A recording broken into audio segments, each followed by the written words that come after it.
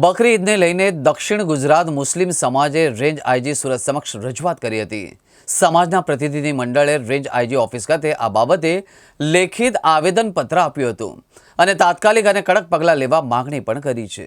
આજરોજ દક્ષિણ ગુજરાત મુસ્લિમ સમાજ વતી અમે અહીંયા મુખ્યત્વે રજૂઆત કરવા આવ્યા છે રેન્જ આઈજી શ્રીના જે ચાર્જમાં છે સુરત શહેરના joint police commissioner Shri Babang Jamir સાહેબને।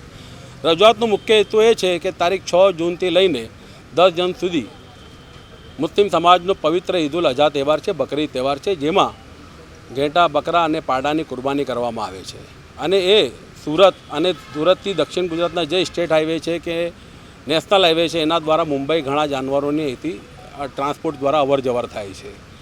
હવે આ કામ જ્યારે થાય છે, જ્યારે સુરતની બહારના મહારાષ્ટ્ર હોય, ઉત્તર ગુજરાત હોય કે રાજસ્થાન જિલ્લાઓમાંથી ઘણા જાનવરો અહીંયા આવી રહી છે, પ્રાણીઓ પશુઓની અવરજવર થતી હોય તો એને અટકાવવાનું કામ હાલમાં કથિત ગૌરક્ષકો અને ભગીની સંસ્થાના કાર્યકર્તાઓ કરી રહ્યા છે।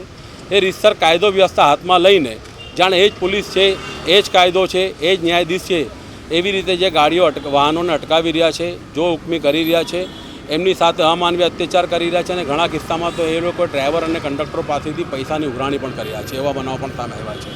જાણે પોલીસ તંત્ર એમને પરવાનો આપી દીધો હોય, સરકારે એને પરવાનો આપી દીધો એ રીતે કાર્યવાહી કરી રહ્યા છે।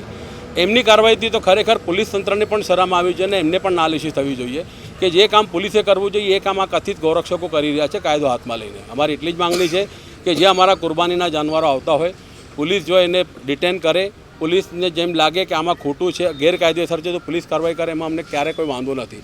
પણ કથિત ગૌરક્ષકો જે કાયદો હાથમાં લઈને જે પ્રમાણે અત્યાચાર ગુજારી રહ્યા છે એની સામે અમને વાંધો છે અને જે પ્રમાણે લોકો કાયદો વ્યવસ્થા હાથમાં લઈને કાર્યવાહી કરી રહ્યા છે એની સામે અમને વાંધો છે। એ વાંધા સાથે અમે પણ લોકોની ધાર્મિક લાગણી સમજીએ છીએ। જો ગાય કે ગૌવંશ કોઈ લાવતો હોય તો પોલીસે એમાં ખરેખર કડક અને કાયદાકીય કાર્યવાહી કરવી જ જોઈએ, દાખલારૂપ કાર્યવાહી કરવી જોઈએ, એ પણ અમે ઈચ્છીએ છીએ। પરંતુ એનો મતલબ એ નથી કે ગૌરક્ષકો જ બધું કાયદો હાથમાં લઈને જોખમી કરે અને અમાનવી અત્યાચાર કરે। અમારી એટલી જ વિનંતી છે પોલીસ તંત્રને કે આવા કથિત ગૌરક્ષકો સામે કડકમાં કડક કાર્યવાહી કરે કે જેઓ કાયદો હાથમાં લઈ રહ્યા છે એમની સામે પણ કાનૂની રહે કાર્યવાહી કરવી જોઈએ। એ માંગણી સાથે આજે દક્ષિણ ગુજરાત મુસ્લિમ સમાજના સૌ આગેવાનો અહીંયા રજૂઆત કરવા આવ્યા છે।